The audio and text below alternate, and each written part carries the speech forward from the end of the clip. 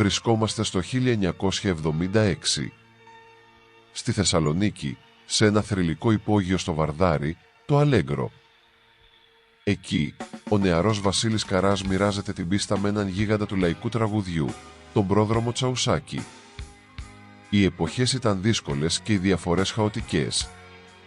Ο Τσαουσάκης έπαιρνε 8.000 δραχμές τη βραδιά, ποσό αστρονομικό για τότε, ενώ ο Βασίλης μόλις 600 δραχμές. Όμως, ο σεβασμός δεν μετριέται με χρήματα. Ο Βασίλης το λάτρευε, το θαύμαζε σαν καλλιτέχνη και σαν άνθρωπο.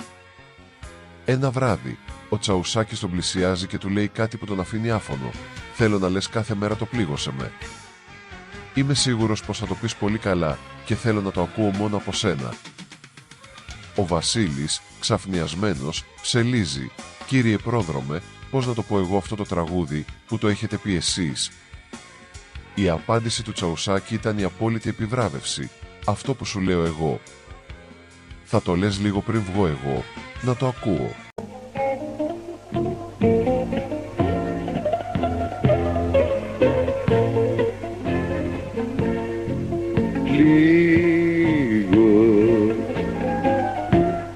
Λίγο σε όσο θέλεις,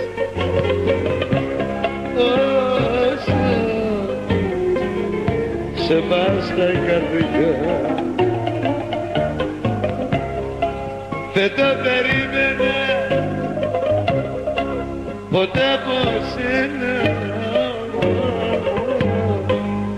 να με δικάσεις τόσο σκληρά. Δεν το περίμενα ποτέ από σένα να με δικάσεις τόσο σκληρά. Ήταν η στιγμή που ο δάσκαλος έδινε το δαχτυλίδι στο μαθητή. Το πλήγωσε με. Η μεγάλη επιτυχία του Τσαουσάκη γινόταν η γέφυρα ανάμεσα σε δύο γενιές. Όλα καλά, όλα άγια. Αλλά μπορώ εγώ τώρα να πάρω το μικρόφωνο. Καλά, θα πας σε ένα αναψυχτήριο, θα πας κάπου, αλλάζει. Να πάω σε ένα κέντρο και να στέκω με τεράκι στη μέση, να πούμε, και να λέω με το μικρόφωνο όρθιος τραγούδια. Δεν μπορώ, δεν γίνεται. Δεν γίνεται. Και ένας που θα με δει μπορεί να ευχαριστηθεί, κύριε Τζόνι, αλλά που μέσα ξέρετε, όλα καλά, πρόδρομε, αλλά αυτό το όρθιο τι το ήθελες. Ένα βράδυ, τον φώναξε στο τραπέζι του και του μίλησε έξω από τα δόντια. «Κάτσε, παιδί μου, να σου πω δύο πράγματα. Άκου καλά αυτά που θα σου πω, Βασιλάκη, για να μην γίνεις σαν και μένα», του είπε. Του εξήγησε πως, παρόλο που έβγαζε πολλά χρήματα, τα σπαταλούσε όλα στα ταξίδια, στα ξενοδοχεία, στα κορίτσια και στα τσιγάρα, με αποτέλεσμα να μην μένει τίποτα πίσω. Ήταν ένα μάθημα για τη διαχείριση της δόξας και του χρήματος, που ο Βασίλης δεν ξέχασε ποτέ. Η συμβουλή του προδρόμου Τσαουσάκη χαράχτηκε βαθιά στη μνήμη του Βασίλη. Η πορεία του τον έφερε αργότερα δίπλα σε έναν άλλον θρύλο, το Στράτο Διονυσίου, στη φαντασία της Θεσσαλονίκης. Ο Στράτος δεν δεχόταν κουβέντα. Ήθελε οπωσδήποτε το Βασίλη μαζί του στο σχήμα, ακόμα και όταν εκείνος ένιωθε εξαντλημένος από τα συνεχή μεροκάματα. «Θα βγαίνει στην αρχή και θα λες μόνο 7 τραγούδια», του είπε ο Στράτος για να το διευκολύνει, δείχνοντας την εκτίμησή του. Ο Βασίλης, τιμώντας το Διονυσίου, έδωσε μια εντολή στο προσωπικό του μαγαζιού: «Μη σπάτε πιάτα πριν βγει ο Στράτος, για να μην νιώθει άσχημα». Ήταν μια κίνηση απόλυτου σεβασμού από έναν καλλιτέχνη που, παρόλο που ανέβαινε ταχύτατα, ήξερε πάντα να αναγνωρίζει την ιεραρχία και το μέγεθος των μεγάλων που προηγήθηκαν. Το πρόγραμμα στη φαντασία ξεκίνησε με το Βασίλη να λέει 7 τραγούδια την ημέρα, όπως είχαν συμφωνήσει με το Στράτο Διονυσίου. Όμως, επειδή οι βλαχάκοι καθυστερούσε να ετοιμαστεί, ο Στράτος του ζητούσε κάθε βράδυ λίγο ακόμα. Έτσι, ο Βασίλης έφτασε να λέει 17 τραγούδια, υποχωρώντας πάντα από σεβασμό στο μεγάλο Διονυσίου. Η ιστορία συνεχίζεται στη πολιτεία της Θεσσαλονίκης, όπου ο Βασίλης συνεργάζεται με ένα νέο τότε τραγουδιστή, τον Νότι Σφακιανάκη. Όταν ο Βασίλης είδε τις τεράστιες αφίσες της πολιτείας να γράφουν μόνο το δικό του όνομα, Αντέδρασε αμέσως. Βάλτε το μικρό στην αφίσα να υπάρχει κάπου. Δεν βλέπετε ότι έχει μέλλον το παιδί, είπε στους υπεύθυνους. Τους έπεισε και έτσι τυπώθηκαν νέες αφίσες που περιλάμβαναν το όνομα του Νότι Σφακιανάκη. Όταν λοιπόν τραγούδισε μαζί, συνεργάστηκε με τον Νότι Σφακιανάκη, που δεν ήξερε κανείς, μόνο η μάνα του, όπως έλεγε και εκείνος, ο επιχειρηματίας ο Θεσσαλονικιός δεν είχε γράψει το όνομά του Νότι Σφακιανάκης. Τον υποχρέωσε λοιπόν να βγάλει καινούριες αφίσες για να γράψει το όνομα Νότι Σφακιανάκης, λέγοντας: Μα δεν βλέπεις ότι αυτό το παιδί έχει ταλέντο και θα πάει μπροστά. Και μου κάνει πρόταση να πάω στη Θεσσαλονίκη και μου λέψισα και το Βασίλη να σου κάνουμε 48 φίλια αφίσα. Είναι προς τιμή του Βασίλη που πήγα εγώ τώρα στο ξεκίνημα και είχα εισάξει αφίσα μόνος μου. Τεράστιο πράγμα. Τεράστιο. Η ίδια αφίσα με τον Γάρα. Ναι, τεράστιο. Κομπλεξάριστος ο Βασίλης. Μ' αρέσουν αυτοί οι οποίοι έχουν ιδιαίτερο χρώμα. Ο Βασίλης, ο Καράς, ανέκαθεν, από τότε δηλαδή που εγώ ξεκίναγα να τραγουδάω, έχω τραγουδήσει τραγούδια άλλων τραγουδιστών της ιδίας ηλικίας και χρονικής περίοδου κτλ. Δεν έχω πει. Πάρτα όλα, πάρτα οπωσδήποτε, ό,τι μου θυμίζει εσένα, μην αφήσεις τίποτε. Πάρτα όλα, πάρτα οπωσδήποτε, ό,τι μου θυμίζει εσένα, μην αφήσεις τίποτε. Πάρτα οπωσδήποτε. Γι' αυτό πες του να φύγει, πες του να φύγει, πες του να φύγει αυτή τη στιγμή. Σου είπε πως σε πέρασε πολλά, πρέπει να φύγει. Δεν έμαθε ποτέ της να αγαπά και είναι μόνη. Ο Νότης Σφακιανάκης ήταν στην εκπομπή του Γιώργου Λιάγκα και όταν το ρώτησαν ποιες φωνές ξεχωρίζει, είπε το Βασίλη Καρά. Είστε φίλοι, έτσι. Έχετε συνεργαστεί και έχετε κάνει υπέροχες συνεργασίες. Και άλλοι πολλές φορές, 2 φορές συνεργαστήκαμε με το Νότι. Θαυμάζω παιδί. Για όσοι δεν το γνωρίσανε, τον έχουν παρεξηγημένο τον Νότι περισσότερο. Νότης είναι ψυχούλα. Τον έχουν παρεξηγημένο περισσότερο για τις δηλώσεις που κάνει, όχι σαν τραγουδιστές, δεν είναι. Είναι και ψυχούλα, δεν είναι μόνο καλλιτεχναράς. Ο Βασίλης μου λέει προστιχές. Τι σου λέει? Πώς είναι η κουβέντα σας, ναι. Φεύγοντας εγώ, γιατί βγαίνω πρώτος, φεύγοντας εγώ, λέω, δεν χρειάζεται λιγάκι γιατί βγαίνει ευαίσθητος να πούμε και θέλει ζεστασιά, αγάπη και συμπο. Βασίλης. Ο Γάρας μιλάει γιατί εγώ νομίζω ότι με νοήματα συζητάει. Βαριέται να μιλήσει. Έχει δικό του κωδικό. Έχει πνεύμα Βασίλης. Τι Σφακιανάκη, μια χαρά παιδί είναι. Επειδή είναι λίγο ξύθιμος και εκδηλωτικός στις απόψεις του. Ξύθιμος δεν είναι. Σχολιάζει αυτά που βλέπει γύρω του. Μπορούν να το κάνουν όλοι. Έχουν τη δύναμη να το κάνουν, αυτό δεν νομίζω. Ο Βασίλης είχε δει από πολύ νωρίς το ταλέντο του Νότι και ήθελε να το βοηθήσει να πάει μπροστά, όπως και έγινε. Για τη συνεργασία του στο 92-93, ο Καράς είχε μόνο καλά λόγια να πει, τονίζοντας πως ο Νότης ήταν άψογος μαζί του.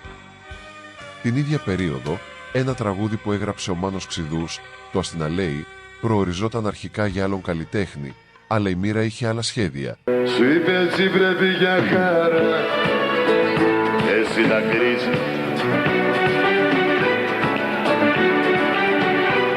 Σου είπε πως σε πέρασε πολλά, θέλει να φύγει. Δεν έμαθε ποτέ της να αγαπά και είναι μόνη.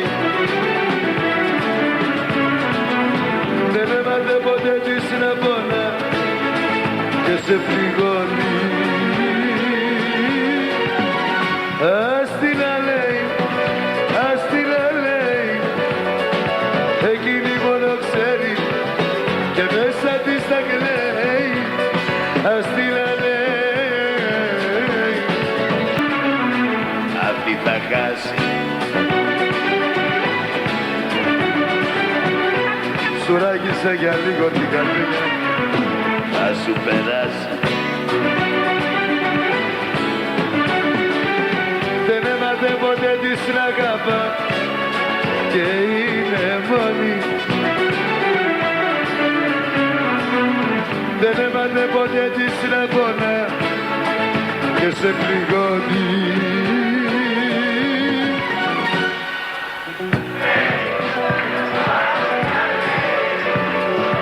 Εκείνη μόνο ξέρει και μέσα της τα κλαίει. Γλιστράει, πρόσεχε, ας την αλέει.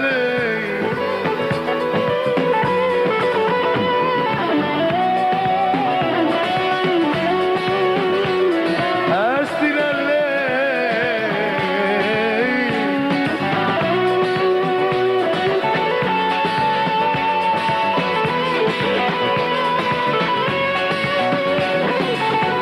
Ας την αλέει.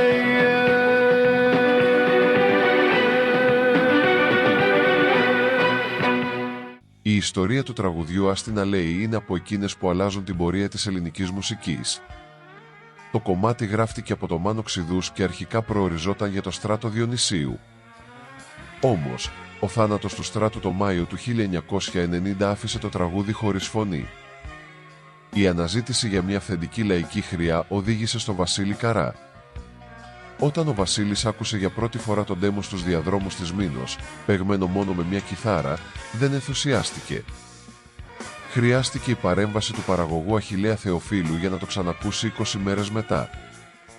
Τότε έγινε η συνάντηση του Βασίλη με τους Pixlax στο στούντιο. Κοίταξε, αυτό το τραγούδι το είχαμε γράψει, ο Μάνος το είχε γράψει για να το πει ο Στράτος του Διονυσίου. Εκείνη την εποχή πέθανε ο Στράτος του Διονυσίου και ψάχναμε εναγωνίως να βρούμε ποιος θα το κάνει. Δεν θέλαμε να το πω εγώ. Θέλαμε να το πει ένας λαϊκός τραγουδιστής. Και προέκυψε η ιδέα ενός τραγουδιστή που τον ακούσαμε, τον μάθαμε κι εμείς και είδαμε, καταλάβαμε για τη φωνή του ότι είναι original, δηλαδή είναι ένας λαϊκός τραγουδιστής και λαϊκός άνθρωπος, το Βασίλη του Καρά. Ήμουνα λοιπόν στο διάδρομο της Μήνος και συναντιέμαι με το συγχωρεμένο το Μάνο τον Ξηδίου εκεί και μου λέει, έχουμε γράψει ένα τραγούδι, μου λέει, Βασίλη. Λέω, ποιος? Μου λέει, έχω κάνει ένα γκρουπάκι, μου λέει, Pixlax, λέει, ετοιμαζόμαστε. Ο οποίος Βασίλης, στην αρχή γι' αυτός άκουσε το κομμάτι έτσι παιγμένο ροκ και αντέδρασε, δηλαδή τσίνησε. Λέει, εγώ δεν το λέω αυτό, δεν μου πάει. Παίρνω, έκανα 20 έμερο, μου παίρνει Αχιλλέα τηλέφωνο, μου λέει, ωραίο το κομμάτι, ρε κολλασμένο, μου λέει. Του λέω, δεν μπορώ να το καταλάβω, ρε Αχιλλέα. Του λέω, είναι μια κιθάρα, λέω, κάπως, μήπως είναι προχωρημένο για μένα, του λέω και τα λοιπά. Καλά, μου λέει, ξανά άκουσε το καμιά φορά. Ο Βασίλης έφτασε στην ηχογράφηση Άυπνος, κατευθείαν από τη Θεσσαλονίκη όπου τραγουδούσε το προηγούμενο βράδυ. Έθεσε μόνο έναν όρο, να υπάρχει ένα μπουκάλι ουίσκι τσίβας κατά τη διάρκεια της ηχογράφησης. Ο όρος έγινε δεκτός και το τραγούδι βγήκε αμέσως, από τις πρώτες κιόλας ηχογραφήσεις. Και κατέβηκε ο Βασίλης, έπαιζε Θεσσαλονίκη, έπαιζε Θεσσαλονίκη, ξενύχτης, παίρνει το αεροπλάνο, έρχεται άυπνος, 10 η ώρα το πρωί στο στούντιο, με ένα σύμβασμα τον περιμένει. Ήταν όρος για να πει το τραγούδι. Βέβαια, όρος τέτοιος σε εμάς δεν χρειάζεται να τον πει καθόλου. Ήταν ευπρόσδεκτος. Ξεκινάμε, το προβάρουμε. Αν θέλετε το πιστεύετε, σε 6 λεπτά, 7 έχει τελειώσει το κομμάτι με τη δεύτερη φορά που το έτσι. Παρά τους φόβους της εταιρείας ότι ένα τόσο λαϊκό άκουσμα θα κατέστρεφε το συγκρότημα, συνέβη το ακριβώς αντίθετο. Το κοινό αγκάλιασε τη συνεργασία με πρωτοφανή τρόπο, καταρρίπτοντας κάθε στερεότυπο ανάμεσα σε ροκάδες και λαϊκούς. Όπως έλεγε ο Βασίλης, τα τραγούδια είναι μια πολύπλοκη ιστορία και πρέπει από την πρώτη στιγμή να καταλάβει σαν ένα κομμάτι φωνάζει από μακριά ότι θα γίνει επιτυχία. Βέβαια η εταιρεία μας είχε πει τότε ότι θα καταστραφούμε, ας πούμε, ότι τι είναι αυτά τα πράγματα που κάνουμε. Γνωριστήκαμε και υπήρχε ένα φλερτάκι, έτσι, ένα ωραίο φλερτ. Ναι. Είχαν γράψει τα παιδιά το «Ας την αλέει», μου το δώσανε σε μια κασέτα, το οποίο το άκουγα για 2-2,5 μήνες. Προσπαθούσα να το κάνω δικό μου, επειδή ήταν με κιθάρα μόνο. Πρέπει να φαντάζομαι πώς να το κάνω, τι να γίνει. Κάποτε τα παιδιά λοιπόν το τελειώσανε τη μουσική, περιμένανε, λέω παιδιά. Τα παιδιά είναι οι Pixlax, έτσι. Ναι. Ναι. Παιδιά, λέω, δεν μπορώ ακόμα, γιατί δεν μου κάθισε έτσι να το κάνω δικό μου το τραγούδι. Ξαφνικά ένα απόγευμα μου είχε πάρει ο Αχιλλέας ο Θεοφίλου τηλέφωνο, μου λέει, θα έρθεις εδώ πίσω, είναι έτοιμο, μου λέει, τα παιδιά θέλουν να κυκλοφορήσουν. Θυμάμαι πυρετό, πολύ πυρετό. Είδα το αεροπλάνο, ήρθα, πήγα στο στούντιο Μόλις το άκουσα, ειλικρινά μου άρεσε πάρα πολύ. Η μοίρα των τραγουδιών είναι συχνά απρόβλεπτη, όπως αποδεικνύει μια ιστορία που θυμάται ο Βασίλης με το Ζαφύρι Μελά. Κάποτε, ο Μελάς του ζήτησε ένα δικό του τραγούδι για να το πει. Ο Βασίλης, χωρίς να διστάσει, του έδωσε μια κασέτα με διάφορα κομμάτια για να τα ακούσει και να διαλέξει. Ανάμεσα σε αυτά ήταν και το «Μεθυσμένη μου αγάπη». Ο καιρός πέρασε και ο Βασίλης είδε ότι ο Μελάς δεν είχε ηχογραφήσει το τραγούδι, θεωρώντας προφανώς πως δεν του τέριαζε ή δεν του άρεσε. Έτσι, αποφάσισε να το βγάλει ο ίδιος στο δίσκο του και το κομμάτι έγινε αμέσως τεράστιο σουξέ. Όταν αργότερα ο Ζαφύρης το άκουσε τυχαία στο αυτοκίνητό του, τρελάθηκε. Σταμάτησε το Βασίλη στο δρόμο και το ρώτησε έκπληκτος τι τραγουδάρα έβγαλε πάλι. Η απάντηση του Βασίλη ήταν αποστομωτική. Το είχε στα χέρια σου και σου έφυγε Ζαφύρι. Ήταν πρώτο στην κασέτα που σου έδωσα. Ο Μελάς έβαλε το μάνατζερ του να ψάξει την κασέτα στο αμάξι και διαπίστωσε πως όντως το τραγούδι ήταν εκεί, αλλά δεν του είχε δώσει την πρέπουσα σημασία. Όμως, ο Βασίλης παραδέχεται πως και ο ίδιος την πάτησε με παρόμοιο τρόπο. Όταν ο κουμπάρος του, Λάκης Παπαδόπουλος, του έστειλε τα τραγούδια το παλτό και τη τσίχλα σε μια πρόχειρη ηχογράφηση με κιθάρα, ο Βασίλης τα απέρριψε λέγοντας πως δεν ήταν για εκείνον. Όταν όμως άκουσε αργότερα το παλτό από το δάντι, τρελάθηκε με την αστοχία του. Από τότε έλεγε πάντα «Δεν λέω όχι σε τραγούδι, αν δεν το ακούσω 100 φορές». Μία άλλη συνεργασία ήταν αυτή με τον Μάκη Χριστοδουλόπουλο. Η κόπωση από τα συνεχή μεροκάματα ανάγκασε τον Βασίλη να ζητήσει βοήθεια από τον επιχειρηματία των Δειλινών, Κώστα Κυριώτη. Έτσι, στο σχήμα προσθέθηκε ο Μάκης Χριστοδουλόπουλος, ο οποίος εκείνη την εποχή σημείωνε τεράστια επιτυχία με το Παντρεμένικοι 2 και το Προσκλητήριο. Όμως, η συνεργασία ξεκίνησε με απρόοπτα. Την πρώτη κιόλας μέρα, ο Μάκης αρνήθηκε να βγει στην πίστα, παραπονούμενος στον Κυριώτη πως ο ήχος ήταν χάλια και απαιτώντας να γεμίσει το μαγαζί με ηχεία. Ο Βασίλης, θέλοντας να μείνει έξω από την κόντρα, συμβούλεψε τον επιχειρηματία «Αφού θέλει ηχεία, βάλ του ηχεία». 2 μέρες μετά, ο Βασίλης επέστρεψε και είδε το μαγαζί γεμάτο με 8 επιπλέον ηχεία. Όταν όμως έκανε πλάκα στον Κυριώτη για τη ξαφνική γενεοδορία του, εκείνος του αποκάλυψε την αλήθεια. Τα ηχεία ήταν άδεια κουτιά, χωρίς περιεχόμενο. Το πιο αστείο ήταν η αντίδραση του Μάκη, ο οποίος μόλις είδε τα κουτιά ενθουσιάστηκε λέγοντας «Αυτός είναι ήχος». Μετά το Μάκη, στο σχήμα ήρθαν ο Αντώνης Βαρδής και η Πίτσα Παπαδοπούλου. Ο Βαρδής, γεμάτος αγωνία, ζήτησε από τον Βασίλη να παραμείνει μαζί τους για να στηρίξει το πρόγραμμα. Παρά την υπερκόπωση, ο Βασίλης δέχτηκε, θέτοντας όμως έναν αυστηρό όρο. Θα έβγαινε στις 2:30 και στις 3 ακριβώς θα έφευγε, καθώς ένιωθε πως κατέρεε. Αυτός ο κύκλος έκλεισε με την κάθοδο στο Ποσειδόνιο, όπου ξεκίνησε μια ιστορική συνεργασία με τον Πασχάλη Τερζή. 2 μεγάλοι Θεσσαλονικείς μαζί στην Αθήνα, σε ένα κεφάλαιο που έγραψε τη δική του ιστορία. Το 1993 ήταν μια εξαιρετική χρονιά στο Ποσειδόνιο, όπου ο Βασίλης συνεργάστηκε με την Κέτη Γαρμπή. Η Αθήνα εκείνο το χειμώνα ζούσε μεγάλες στιγμές, με το Γιδόπουλο απέναντι και την Κωνσταντίνα στα δειλινά. Ο Βασίλης θυμάται εκείνη την περίοδο σε έναν καταπληκτικό χειμώνα, γεμάτο χορό και διασκέδαση. Οι επιτυχίες συνεχίστηκαν το 1994 στο Διογέννη ξανά με την Κέτη Γαρμπή, ενώ το 1995 η παρέα μεγάλωσε στον Απόλλωνα της Βουλιαγμένης. Εκεί, ο Βασίλης μοιράστηκε την πίστα με το Λευτέρη Πανταζή, τη Λίτσα Γιαγκούση και την Ατάσα Θεοδωρίδου. Η συνεργασία του συνεχίστηκε και το 1996 στον Απόλλωνα και στο Διογέννη, δημιουργώντας ιστορίες που ο Βασίλης διηγείται πάντα με χαρά. Όμως, μια συγκεκριμένη βραδιά ξεχωρίζει από όλες τις άλλες. Ήταν 5:30 το πρωί και ο Βασίλης είχε τρομερά κέφια. Πήρε το μικρόφωνο και έδωσε μια απίστευτη εντολή. «Κλείστε τις πόρτες». Οι λουλουδούδες να καθίσουν μπροστά στα πρώτα τραπέζια. Όποιος θέλει από τους πελάτες να καθίσει, όποιος θέλει να φύγει, ας φύγει. θα τραγουδήσω για πάρτι μας απόψε.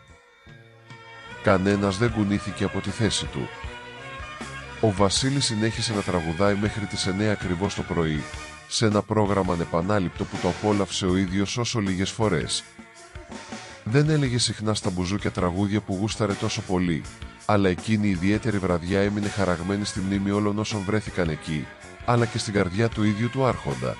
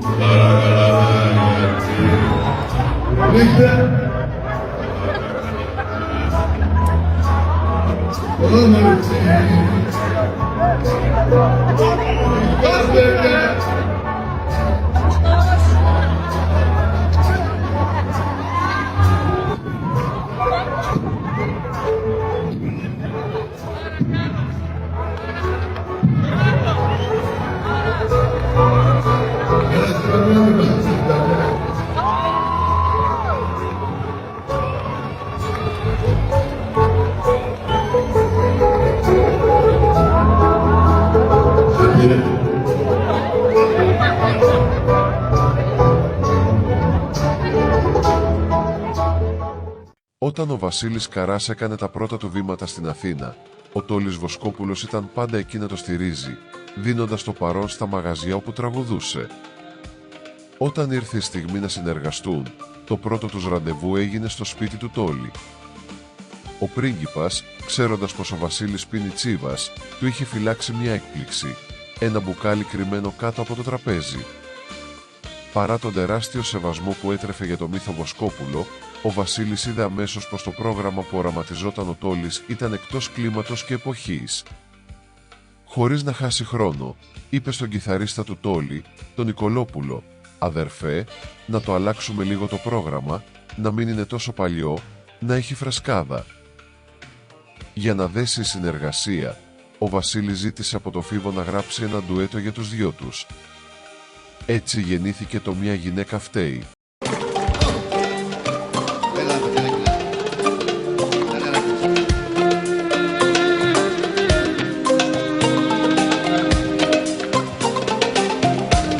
Okay.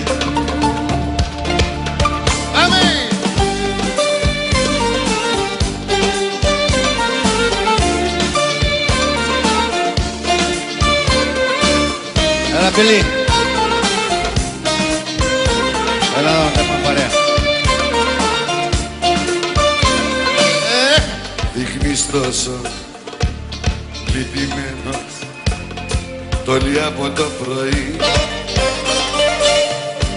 Δεν μπορώ να καταλάβω τι μπορεί να έχει συμβεί. Θέλω απόψε να είμαι μόνος, να ξεσπάσω. Δεν μπορείς να με βοηθήσεις να ξεχάσω. Μια γυναίκα φταίει που ένας άντρας κλαίει. Μια γυναίκα φταίει, φταίει πάντα. Μόνο εκείνη ξέρει να το συνεφέρει, μόνο εκείνη ξέρει έναν άντρα.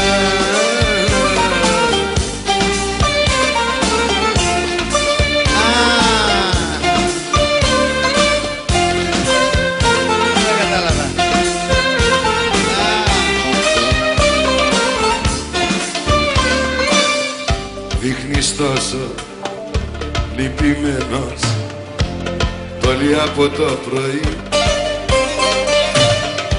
δεν μπορώ να καταλάβω τι μπορεί να έχει συμβεί. Θέλω απόψε να είμαι μόνος, να ξεσπάσω.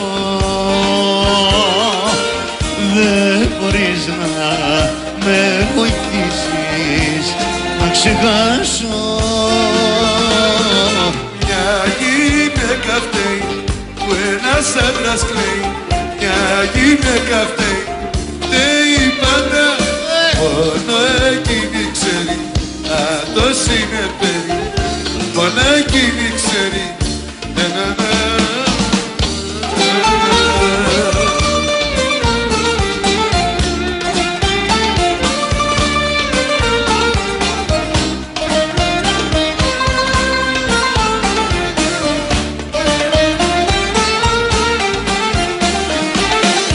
Θέλω απόψε να είμαι μόνος, να ξεσπάσω. Δεν μπορείς να με βοηθήσεις να ξεχάσω. Μια γυναίκα φταίει που ένας άντρας κλαίει, μια γυναίκα φταίει, φταίει πάντα. Μόνο εκείνη ξέρει να το συνεφέρει, μόνο εκείνη ξέρει έναν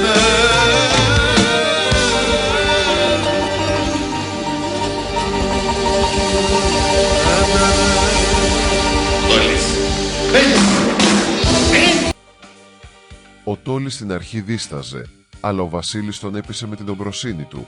Πάμε να το γράψουμε και άστα αυτά. Τα πολλά λόγια είναι φτώχεια.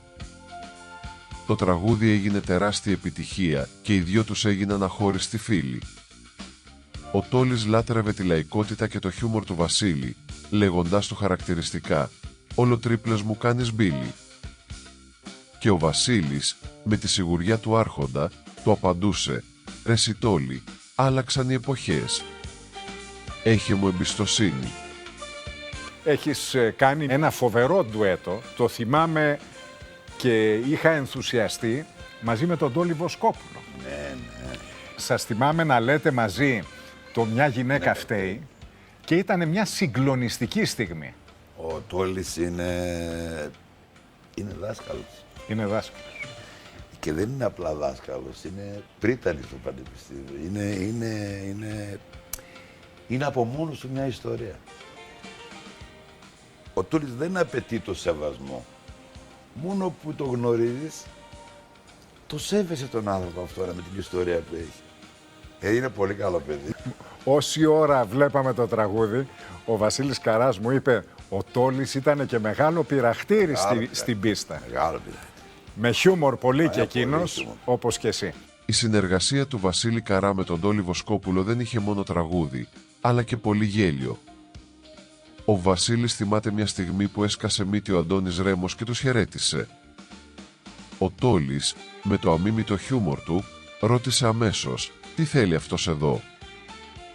Όταν ο Βασίλης του είπε πως θα πάνε μαζί στις γραμμές να ακούσουν τον Τζόναθαν, τον Κώστα Καφάση, ο Τόλης απόρρισε «Ποιος είναι αυτός?». Μόλις κατάλαβε, άρχισε τα πειράγματα. Ακόμα μπορεί και τραγουδάει αυτός. Την επόμενη μέρα, όταν έμαθε πως ο Καφάσης ήταν άρρωστος και δεν βγήκε, ο Τόλης πέταξε την ατάκα του. «Δεν σου είπα βρε αγόρι μου, ότι αυτός τελείωσε». Μέσα από αυτές τις πλάκες γεννήθηκε μια σχέση απόλυτης εμπιστοσύνης. Ο Τόλης ένιωθε τέτοια οικειότητα που του εξομολογούνταν προσωπικά ζητήματα που δεν γράφονται σε βιβλία. Ακόμα και η Άντζελα Γκερέκου, όταν ο Τόλης δεν ένιωθε καλά, Έπαιρνε το Βασίλη τηλέφωνο. «Κατέβα, ο Τόλης δεν είναι καλά και σε θέλει». Η σελίδα κλείνει με μια γλυκιά ιστορία. Ο Τόλης ζήλεψε με την καλή έννοια ένα ζευγάρι δερμάτινα παπούτσια που φέρανε στο Βασίλη. «Εμείς την απ' έξω είμαστε», ρώτησε με παράπονο και ο Βασίλης, σαν αληθινός φίλος, του υποσχέθηκε αμέσως «Θα το κανονίσω, Τόλη μου, να σου φέρω ένα ζευγάρι». Η φιλία τους είχε πλέον δέσει για τα καλά. Ο Βασίλης, τηρώντας την υπόσχεσή του, βρήκε ένα ζευγάρι δερμάτινα παπούτσια στο νούμερο του Τόλη και του τα χάρισε. Ο Βοσκόπουλος έκανε σαν μικρό παιδί από τη χαρά του. Μια άλλη βραδιά, ο Τόλης του εξέφρασε μια επιθυμία. «Μπίλι, θέλω να με πας στα μαγαζιά που πας εσύ, ξέρεις, σε κάνα σκυλάδικο, αλλά να έχει και φαγητό». Ο Βασίλης δέχτηκε, αλλά με έναν απαράβατο όρο. «Θα πάμε οι δυο μας, χωρίς γραβάτες και ακολουθίες». Πήγαν στο Φραντζέλικο, όπου τότε τραγουδούσε ο Χρήστος Αβραμίδης. Μόλις μπήκε μέσα ο Βοσκόπουλος, το μαγαζί πάγωσε. Ο κόσμος δεν πίστευε στα μάτια του. Μια λουλουδού έτρεξε αμέσως δίπλα του για μια φωτογραφία και ο Τόλης, παρόλο που ένιωθε έξω από τα νερά του, άρχισε σιγά σιγά να απολαμβάνει την αγάπη του κόσμου. Η ατάκα της βραδιάς όμως ήρθε όταν του σέρβιραν ξηρούς καρπούς. Ο Τόλης, που περίμενε κανονικό φαγητό, κοίταξε το Βασίλη θυμωμένος. «Να τα φας εσύ αυτά», του είπε. Και ο Βασίλης, με το γνωστό του ύφος, του απάντησε «Τόλη μου, ήρθε στο σκυλάδικο να φας μπριζόλα και φιλέτο». «Πας καλά». Παρά την πείνα, ο Τόλης ένιωσε εκείνο το βράδυ κάτι που του είχε λείψει, την αυθεντική επαφή με τον κόσμο, χωρίς το δήθεν της μεγάλης πίστας. Η σχέση του Βασίλη και του Τόλη είχε πλέον προχωρήσει τόσο, που ο ένας δεν έκανε χωρίς τον άλλον. Στο σχήμα του στο Ρίμπας, τα καμαρίνια τους ήταν αντικριστά. Ο Βασίλης είχε καθιερώσει μια ιεροτελεστία.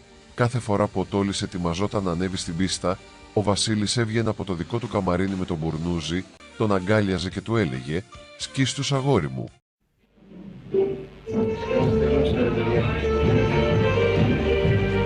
Τίποτα μου έλεγες.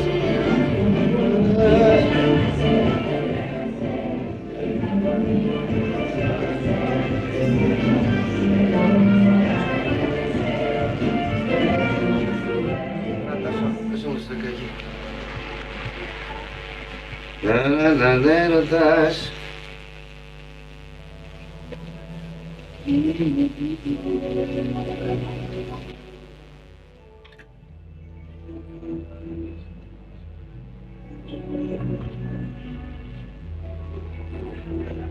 Σημασία στη λεπτομέρεια, κύριε Βοσκόπουλε. Χωρίς λεπτομέρεια δεν γίνεται σωστή δουλειά. Είναι επιπολαιότητες όλα τα άλλα. Καταλαβες. Η λεπτομέρεια κάνει τη σωστάδα. Αυτό είναι και ένα από τα μυστικά της επιτυχίας που θέλω. Ίσως το πιο μεγαλύτερο, το κυριότερο. Επειδή με ρώτησες πώς νιώθω. Δηλαδή αυτή τη στιγμή τώρα δεν νιώθω τίποτα, έτσι, μηχανικά σου μιλάω. Ναι, είμαι εκεί. Είστε ήδη έξω. Είμαι εκεί, κοίταξε, δεν κάνω τώρα. Αυτή η κατάσταση που βλέπεις εδώ, σαν να έχω καταπίσει σεισμό, είναι συνεχώς μέχρι εκεί να βγω. Με δεις συνεχώς, δεν μπορώ να ηρεμήσω τώρα. Είμαι εκεί. Βέβαια όλα αυτά εκεί ξαναδείχνεις, θα πω εκεί, τελειώνει η ιστορία. Αλλά μέχρι να βγω υπάρχει αυτή η ανησυχία, αυτή έτσι... Η υπευθυνότητα την λόγω, είναι υπευθυνότητα. Υπάρχει κάποια ιεροτελεστία που έχει. Ναι, όλα αυτά που βλέπεις εδώ. Δηλαδή υπάρχουν κάποιες κινήσεις οι οποίες κάνετε. Δεν τις καταλαβαίνω, δεν ξέρω τι γίνεται. Το μόνο πράγμα που έχω στο νου μου είναι να ετοιμαστώ. Στεναχωριέμαι να αυτή τη στιγμή που ακόμα τα μαλλιά μου δεν έχουν στεγνώσει και είναι βρεμμένα και εγώ νομίζω ότι αυτή τη στιγμή είναι τραγικό αυτό που συμβαίνει και ότι αν θα βγω ας πούμε να είμαι χάλια. Το φοράει και το μασάω γιατί έχω κόψει και το τσιγάρο, δεν τα μάτια αυτά. Έκοψα και το τσιγάρο, τα κόψα όλα. Σύντροφος της ζωής σας, όμως είναι στο πλευρό σας. Αυτό είναι το τέρι μου. Είναι το συντροφάκι μου. Η ζωή μου όλη. Οι αναμνήσεις ξαναγυρίζουνε. Είναι είναι η πρώτη φορά τώρα που μ' αρέσει που τραγουδάω. Νιώθω ευχαρίστηση να τραγουδάω. Αυτό το συναίσθημα δεν το είχα νιώσει ποτέ στα 40 χρόνια της καριέρας μου. Πρώτη φορά νιώθω έτσι χαρά την ώρα που τραγουδάω. Απολαμβάνω. Δεν το είχα νιώσει αυτό το πράγμα ποτέ.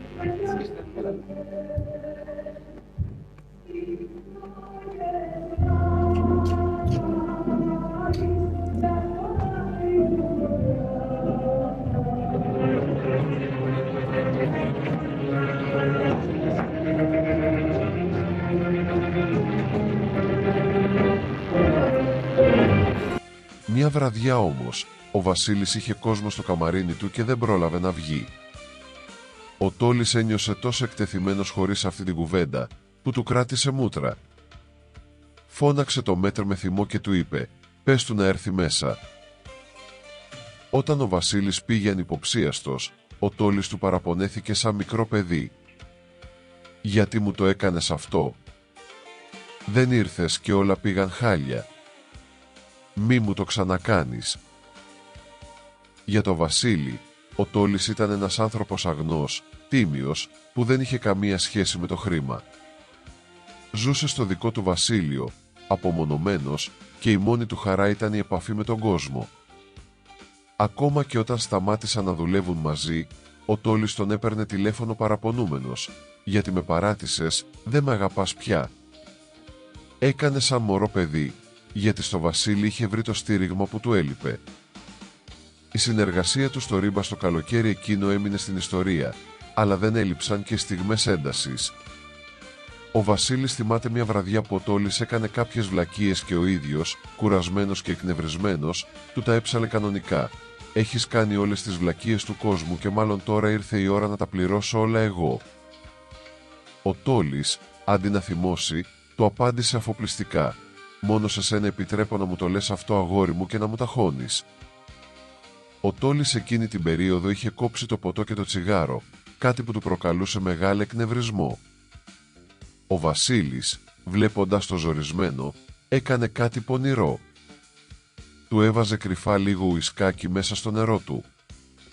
Όταν ο Τόλης θύμωνε, ο Βασίλης τον ηρεμούσε λέγοντας «Λίγο ουίσκι κάνει καλό πριν βγει στην πίστα. Φάρμακο είναι και κάνει καλό στα νεύρα». Όλα πήγαν τέλεια εκείνο το καλοκαίρι, όμως ο Βασίλης δεν θα ξεχάσει ποτέ μια ιδιαίτερη εικόνα, τον Τόλη Βοσκόπουλο να έχει πάντα μαζί του πολλά βιβλία. Ένας άνθρωπος που ήταν μύθος, αλλά ταυτόχρονα παρέμενε ένα ανεξήγητο φαινόμενο μοναξιάς και καλλιεργημένου πνεύματος. Η ιστορία ξεκινά με ένα τηλεφώνημα που ξάφνιασε τον Βασίλη Καρά. Όταν κυκλοφόρησε το τραγούδι «Τα ράπικα σου μάτια», ο μεγάλος Μανώλης Αγγελόπουλος τον πήρε τηλέφωνο. Ο Βασίλης κοιμόταν και ο Μανώλης επέμενε «Δώσε μου τον Καράογλου να του μιλήσω», έτσι φώναζε το Βασίλη. Όταν επιτέλους μίλησαν, ο Αγγελόπουλος του είπε με παράπονο «Ρε συ Καράογλου, αυτό το τραγούδι έπρεπε να το πω εγώ, να το τραγουδάει όλη η Ελλάδα». Αν και δεν συνεργάστηκαν ποτέ στην πίστα, είχαν μια πολύ ζεστή σχέση. Ο Βασίλης θυμάται την τελευταία φορά που τον είδε, λίγο πριν ο Μανώλης φύγει για την Αγγλία για εγχείρηση. Τον είδε να τρώει μπριζόλες το πρωί και του έκανε παρατήρηση «Κάνε λίγη κράτρε Βασίλη, φάει και λίγο χόρτο, όχι μπριζόλες πρωί-πρωί». Από τότε δεν το ξαναείδε ποτέ. Στην ίδια σελίδα, ο Βασίλης περιγράφει και τη μοναδική του συνάντηση με τον Γιώργο Ζαμπέτα. Τον συνάντησε στη Θεσσαλονίκη λίγο πριν το τέλος του. Ο Ζαμπέτας ήταν σε δύσκολη κατάσταση, με μάσκα οξυγόνου, και ο Βασίλης στεναχωρήθηκε πολύ μόλις τον είδε. Όμως, η πρώτη κουβέντα του δασκάλου ήταν μια συμβουλή «Κόψε το τσιγάρο Βασίλη». Δυστυχώς, αργήσαμε να γνωριστούμε. Στην πύλη Αξίου, ο Βασίλης Καράς δούλευε μαζί με τον Στέφανο Κορκολί, ο οποίος τότε είχε βγάλει το σκόνη και θρύψαλα και γινόταν πραγματικός χαμός από χιλιάδες κορίτσια που έρχονταν να το δουν. Έλα Κορκολάκο! Κορκολάκο. Πού είσαι? Εδώ. Ένα βράδυ, το μαγαζί ήταν τίγκα αλλά ο Στέφανος δεν μπορούσε να παίξει γιατί είχε χτυπήσει τα δάχτυλά του. Ο Βασίλης κατέβηκε στο καμαρίνι, του έβαλε ένα σφινάκι ουίσκι και του είπε «Πιες το». Και τον υπόλοιπο χρόνο τι γίνεται? Τα πίνω, κάνω τα πίνω τα ουσκάκια. Έχεις φτάσει σε σημείο που να μην καταλαβαίνεις τι σου γίνεται? Που έχεις μεθύσει, ρε παιδί μου. Το παράπονο της γυναίκας μου είναι αυτό. Ποιο, ότι δεν έχεις μεθύσει? Δεν με είδε ποτέ σειρωμένο. Ο Κορκολής αρνήθηκε λέγοντας «Δεν πίνω αλκοόλ, Βασίλη», αλλά ο άρχοντας επέμεινε «Πιες το και θα δεις πως θα περάσει ο πόνος και όλα θα πάνε καλά». Το ένα σφινάκι έφερε το άλλο, φτάσανε τα 5 και στο τέλος ο Κορκολής βγήκε στην πίστα, έπαιξε πιάνο και τραγούδισε μια χαρά. Ήταν μια ξέχαστη βραδιά, με το Στέφανο να έχει πιει ίσως για πρώτη φορά στη ζωή του τόσο πολύ.